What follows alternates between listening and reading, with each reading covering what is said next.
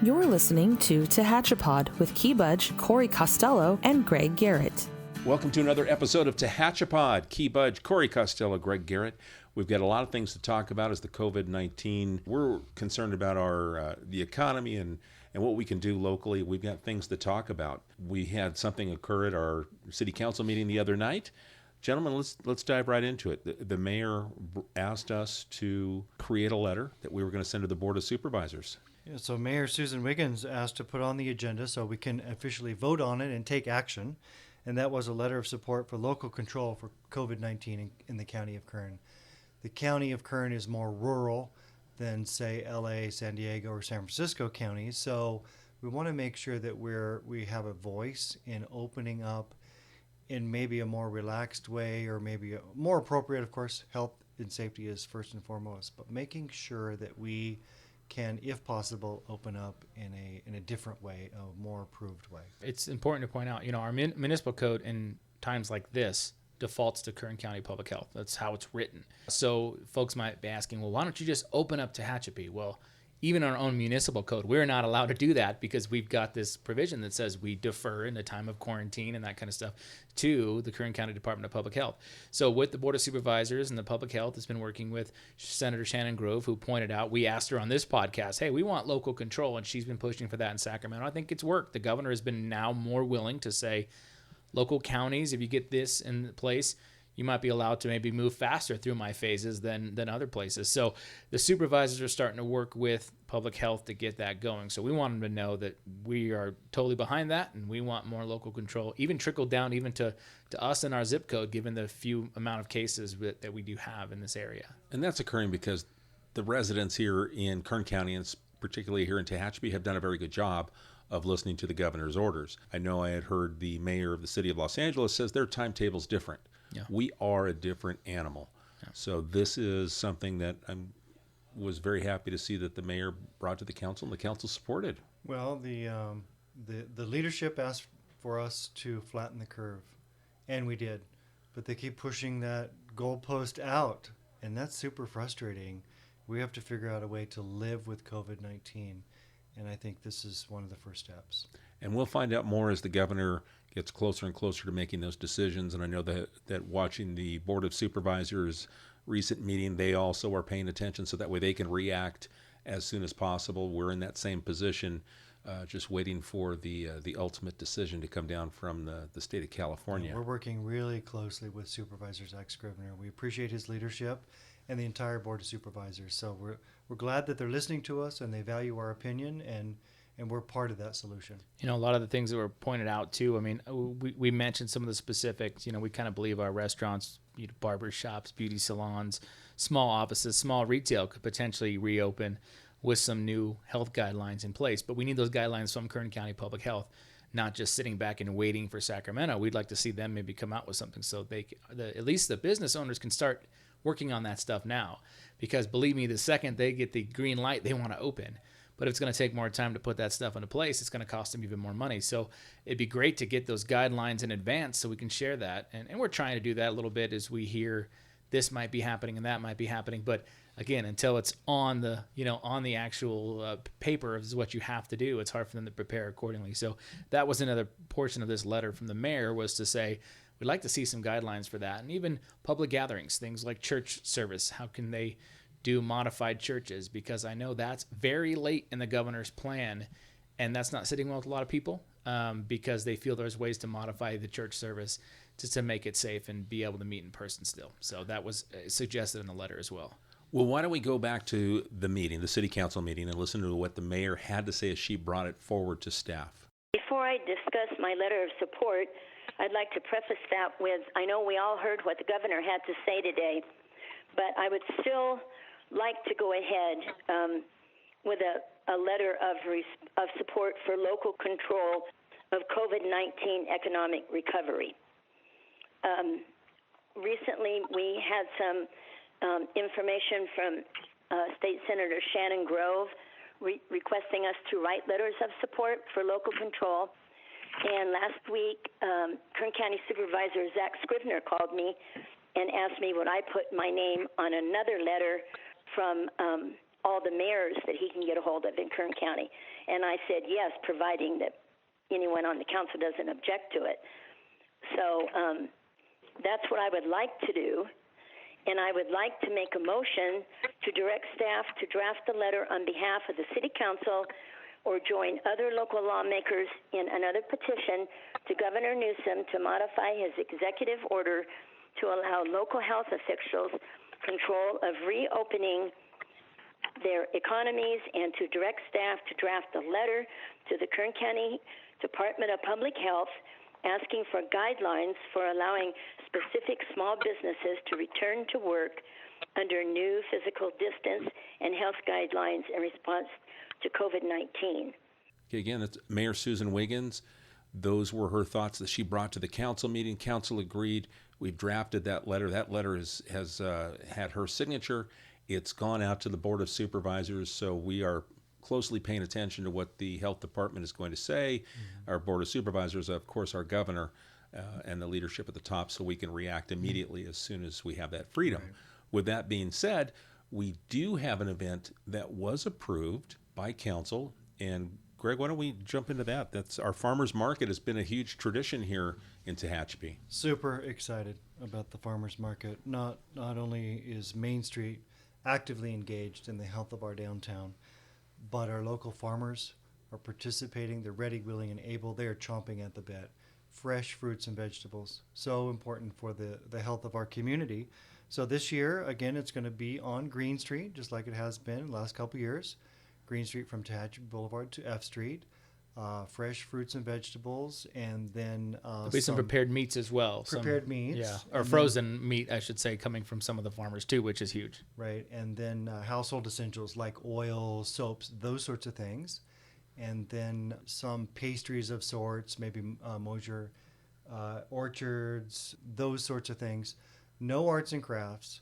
No food that you can kind of take consume on site. There you go. No bands. No bands. So we're still practicing that social distancing, if you will, but really encourage everybody to come down and support our local vendors and be active and be out, but respect the social distancing. I think it does. It's kind of a callback too. We're seeing this, with sometimes the supply issues we're seeing in grocery stores.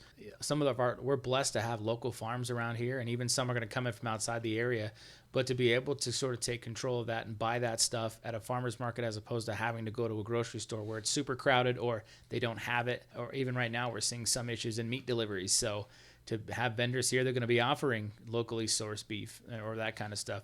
I mean, I know myself have gone out. I think one Saturday I hit a complete local circuit of farms in the area and wineries in the area. They were doing pickup champagne at Triassic Vineyard, and Bright Creek Farms had their farm stand open, and it's been great. So it's been kind of a callback for people to think about their food sources, where they go, where they get their things. And so this farmers market's a great opportunity to expand that beyond the grocery store and then possibly get some items that aren't available right now. And the farmers market is going to be a farmers market. Yeah. Right. As we've said, it's scaled back, but it's right back to the bones where it all began. Mm-hmm. So it's kind of reverting back. Downtowns used to be the core of cities across the United States, right? And then we kind of went out, migrated out, created these urban areas, but we're coming back to our downtown, to our roots. Yeah. So really excited about Main Street and the city working together with the health department. I think it's important to point out Kern County Health Department established some guidelines for farmers market hand in hand with the City of Tehachapi. We worked really well with them to establish these guidelines. So it's attached to their application. If anybody has any concerns, mm-hmm. Kern County Health Department has blessed our farmers market and all the farmers markets in Kern County. So we're just really excited. We're going to be one of the first ones to open up. It's funny you bring that story up about sort of that part of downtown. For the longest time, Bill Meade, who was the owner and publisher of the Tehachapi News, grew up in Iowa. And he would tell this story, and he'd write about it a lot too, where Saturday nights in his hometown in Iowa were where really the town would gather downtown because the farmers would basically bring their stuff. So on summer nights, they'd back their pickup trucks and they'd have essentially a farmer's market, and it was a a social gathering, but B, it was where a lot of people, if you weren't shipping it off to another buyer, this is how you sold your stuff to the residents. And so it really is a callback to that, and we're seeing that again now. And we're lucky to have these farms, I think, around us that are able to still participate and be a part of Tehachapi. So it's kind of a cool callback to that era, I guess, and a crazy time of what's going on. Red-blooded Americans will always be Americans, right? Yeah, America right. is coming out again in this COVID-19 pandemic. It's bringing us together. We're becoming Americans again because I think we got a little complacent. Yeah. And this has really wakened people's, opened their eyes to what's going around. Be willing to pay a little more for something from a farmer as opposed to buying it at a supermarket because you trust where it came from and the supply is going to be there. Right. And you adjust your consumption based on what's available, right? We've been spoiled with the fact that I can get oranges year round because they've grown them in a hot house somewhere in Idaho. Well, usually, oranges are seasonal, and we're going to get them more towards the winter time and that kind of stuff. So I remember even when I was a kid that was a thing. Fruits were seasonal. These days, it's all over, but I think we're seeing more of that now, going back to that seasonal growing period of getting things at certain times of the year. So true. We're going to recap some other items that occurred on the city council meeting. And Corey, you had an item that you brought forward, and it's a state bill. So what's the scoop on that? So SB 1383, Senate Bill 1383, was signed back into law by then Governor Jerry Brown in 2016, I believe, and basically it established this idea that methane gas needed to be reduced in the environment by cutting down on organic waste. Folks that maybe lived in bigger cities are probably familiar with the green bin. You had 3 bins. You had your trash, your recycling, and your organic waste. And a lot of it was kind of yard waste. People would throw grass clippings and leaves and stuff in there. And that's been expanded. So the state said, well, you're not doing enough. We need to make it a law. We want to meet these reductions. So we're going to require mandatory neighborhood or residential organic waste collection. Now, we adopted this program for businesses via a different bill last year. So businesses have been doing, you might see a green bin in an alley once in a while with a gold top from Waste Management. Every other week that gets picked up from restaurants and apartment complexes. So the state wants us by 2022 to have in this new program for every resident to be recycling organics. There's some food rescue issues in there as well. So there was a comment period open. We had some comments and some concerns.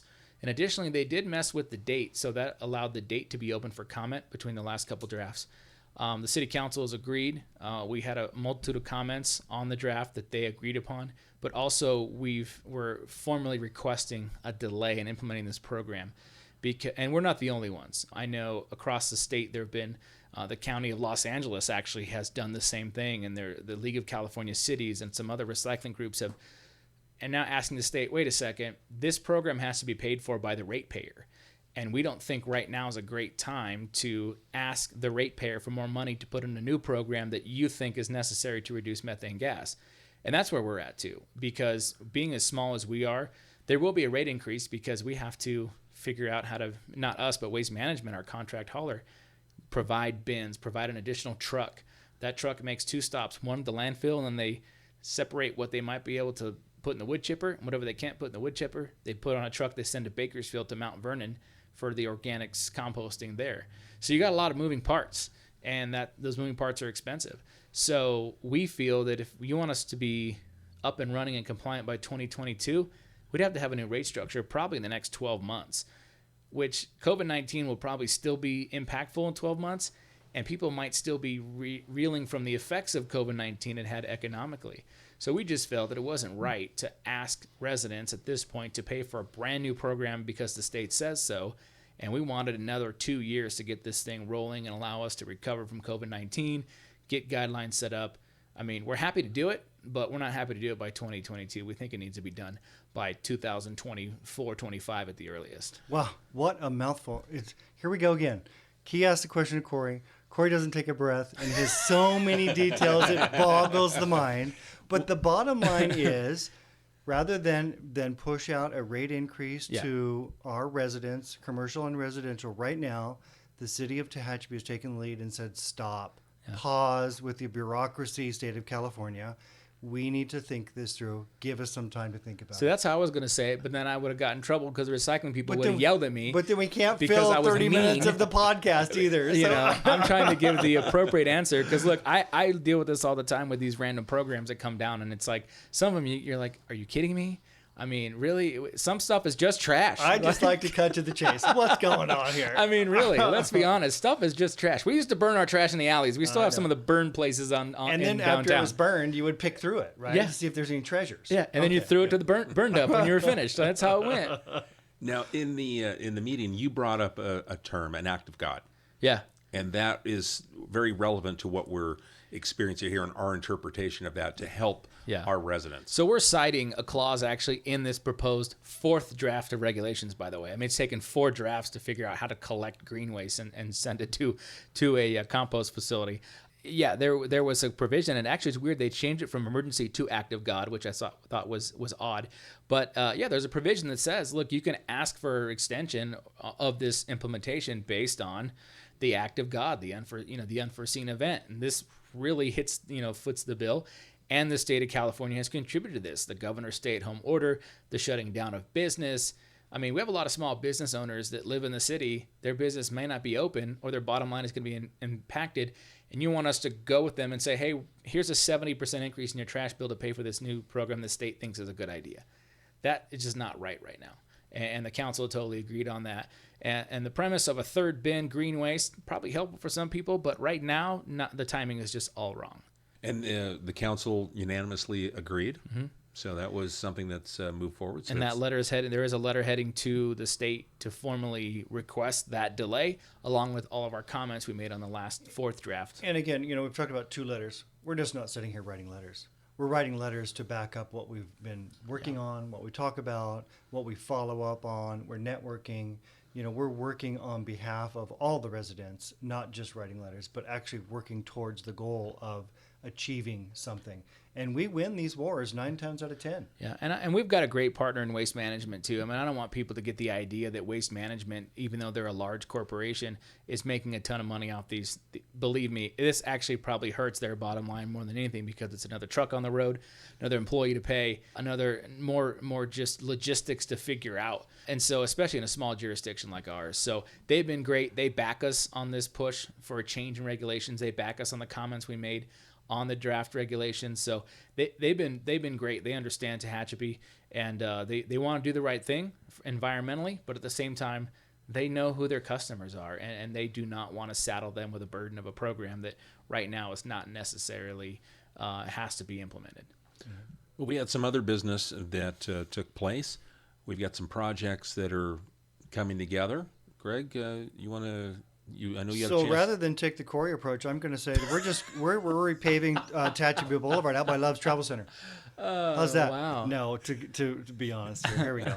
So the Summit Pavement Rehabilitation Project, it's grant money funded through the federal government Regional Surface Transportation Program, and that money is to only be used for certain areas, certain main corridors. And Love's Travel Center was built some 10 years ago or so, and the trucks are just tearing it apart. So we're going to be repaving the eastbound lane between the freeway exit and Monolith Street there at Love's Travel Center. So we're really excited about that. In addition to that, a couple areas in town with concrete replacement. So curb, gutter, sidewalk, some driveway approaches, the Chevron gas station adjacent to City Hall on the boulevard, and then some concrete areas over in the Capitol Hills area. So the budget was about $360,000. The bid came in at $302,000. A lot of money, but concrete and asphalt are very expensive when you're designing and laying it or pouring it. So we're really excited about that. Granite Construction won the bid, and we'll start that project here in the next several weeks this summer. So we're excited about producing that. And we've also got an MOU that was approved. Yeah, MOU, a Memorandum of Understanding between the City of Tehachapi and Tehachapi County Cummings Water District. And that's in preparation for our Groundwater Sustainability Project, GSP. And that is a project that we've been designing and engineering, and we hope to be able to implement it and construct it. And that is to treat our wastewater to a little higher level and then ship it up to south of Highline and allow it to percolate into the aquifer again, and then pull it out via well several years later, because it travels through the soil just like Mother Nature does now, right? But we can reuse that water, so we can take ourselves off of the California aqueduct, being reliant on the California aqueduct, or less reliant, I should say. And we're really excited about this project, and very, very complex and detailed, but yet very simple too. And if anybody wants to know any more about that project, we can go into great detail. Call me here at City Hall. We can meet with Jay. Don Marsh, our Public Works Director, is the project manager. He's leading these efforts, and I'd like to thank Tehachapi Cummings and Tom Nizer and his group for working with us. This is going to be a game changer, not just for the city, but for the entire Tehachapi Basin, because we have a limited supply of water here. We're an adjudicated basin with water rights, and you just can't go drill wells. You can't just go build homes or retail inside the city or outside the city in the Tehachapi Basin. So it's water management with an A+. Really excited about it. I think certainly once like this MOU was past us and we keep moving forward on the project, this is definitely something to continue on this podcast, to have an update with Jay and Don. And I mean, you think I talk a lot. Wait till those guys start talking about this. But anyway, yeah. They'll tell you how to build it from the ground up. And no, I mean, they'll really give you the insight, because they're geeking out on this thing, because it's a cool project. It really is. And for engineers, this is what they're paid to do, and come up with a project that's going to help just keep the groundwater basin healthy, which is great. And I think this is the first step, though, getting that agreement with Tehachapi Cummings, and their board's going to approve it hopefully soon as well. And then we can that hurdle's beyond us, and then we move to the next thing. Right. A lot of studies are coming up next. Right. Well, we covered a lot of ground. We had a very active meeting this past week here to kick off May, and there was a lot that got done. Personally, I sense less uncertainty than what we had maybe 2 weeks ago, 3 weeks ago as a society. I feel a little bit more both feet on the ground, and I hopefully others are feeling that same way. I think that we're obviously excited that this could come to an end very soon. Not the COVID is going to be over, but as far as our economic shutdown. Yeah. And I think those are things to look forward to. We're trying to stay on top of. Yeah, and we're going to have, really, this is going to impact this summer. I made the joke to my wife the other day, this summer's canceled. It kind of is. A lot of the stuff that normally you would probably do might not be open.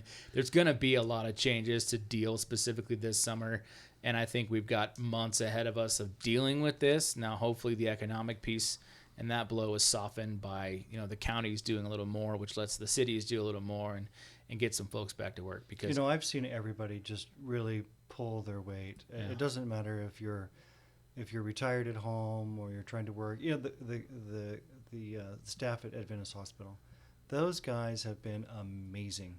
They spooled up and they were ready for the surge. They did everything that they were supposed to do, and we didn't really have the surge, but they're ready. And we're so blessed to have them and everything that everyone has been doing. You think about summer's canceled. We're still planning on 4th of July, right? Fireworks. Right. Will we have events in the park and this and that? Jury's still out. We want to do it bad. Yeah. We're going to see. It may be modified for sure, but I want to make sure that everybody listening knows that we are going to have our annual fireworks show. Yeah.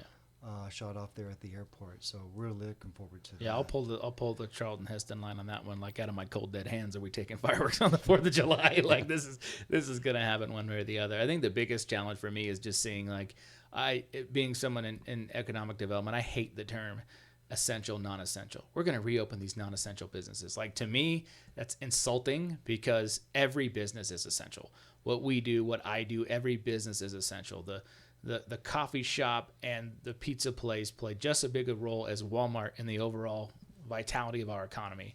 And so to call one thing, an antique store, non-essential, well, that drives tourists who drive interest in our area, and it's all essential. So hopefully that term gets thrown out by the state, and we can just get back to opening up business in general. It's funny how we create these terms and phrases, when things come along, but every American matters. Yeah. Everyone matters. Well, I know for me, you always hear the term small business drives America. I think this really is kind of shown small business does drive America. 97% of businesses in the state of California are designated as small business. I mean, that's amazing. And to see all those so think about the impact that's having when those businesses are being shut down. Not all 97%, because some of them are considered quote unquote essential, but 97% in the state of California. What's the criteria? 50 employees? It slides depending on what sector you're in. Mm-hmm. And so certain retail establishments might be 10 employees, or if you're a farmer, it could be up to like 1,500 employees because you've got different chains. So it's a sliding scale depending on what, but still, I mean, to have those designated as small business by the SBA and to have, 90 some odd percent, I think it's about 97 in the state of California. It's a huge number. And to think how many are being impacted right now. And talk about the SBA, Jay Thompson, he's really been active with programs, grants, funding.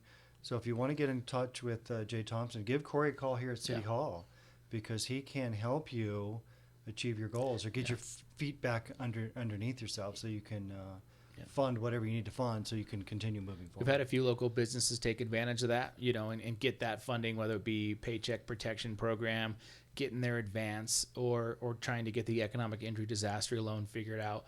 And I've leaned on Jay heavily, and he's worked with a lot of people, and he's been successful with some of his clients out of the CSUB Small Business Development Center. So again, this kind of builds up that network of contacts we have. And I haven't been inundated with calls from local business asking for assistance. There have been a few things here and there, hiccups with the website. Do you want this information? Do they want that information? But overall, I think folks have figured it out. Their local lenders have been very helpful.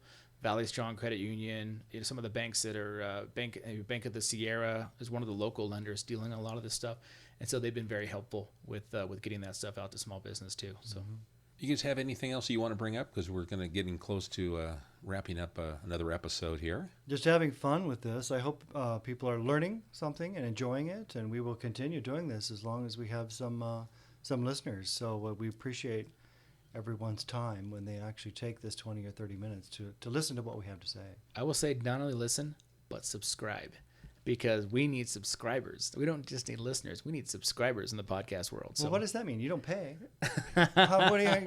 It's an automatic follow. I'm always click the subscribe I'm learning button. all this stuff. So I just figured out how to use my iPhone. Let me explain it. Yes, let's explain to Greg. You know how Tehachapod, every time there's a new episode of Tehachapod now, it automatically downloads to your phone? Yes. That's because you're a subscriber. Okay, well, Key, you must have set up my phone for automatic subscription, because I didn't do it. I don't even know. We did. We set it up. So yes, so if you hit the subscribe button, either it's on, if you're an Apple Podcasts, Stitchers, whether it's Spotify, subscribe. That way it's always on your phone. Because at my desk, I still have a rotary phone. It takes forever to actually dial those numbers. You know how difficult Zoom is on a rotary phone?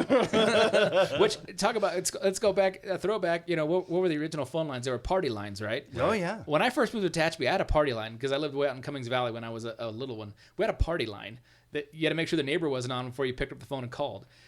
Zoom meetings are essentially party lines now. We're going back to the... But sometimes there was kind of I'll say flossy, somebody that was listening. Oh, yeah. Privately, secretly. We had a neighbor who spoke French almost exclusively, and you'd pick up the phone and you'd hear her in French. Well, she's on the phone. We got to wait till later. That was kind of boring because you couldn't tell what she was saying. Yeah, there was no good stuff to glean off of that. And to let everyone know, we did also add another blood drive and platelet drive. It's going to be Tuesday, May 19th. We're partnering with our Parks and Rec District, Tehachapi Valley, and Houchin Community Blood Bank. They'll be doing platelets as well as the blood drive to help save lives. So important. You can sign up at Houchin Community Blood Bank website. That's hcbb.com. Go to blood drives, look for Tehachapi for the May 19th, and you can reserve a spot. So I've already got my time. And they prefer you to do that because if you show up and they're full, then it's really kind of a waste of everyone's time. So we encourage people to go to that website, sign up, select your time, and you're in. And if you have any thoughts about our podcast, suggestions, drop us an email, media@tehachapicityhall.com. We'd just love to hear from you. So thank you. Until next time, thank you for listening to Tehachapod. Tehachapod is a conversation about Tehachapi designed for the people who live here or who would like to know more about this mountaintop community. If you have a question you would like answered, email media@tehachapicityhall.com. We will try to answer it on a future episode of Tehachapod.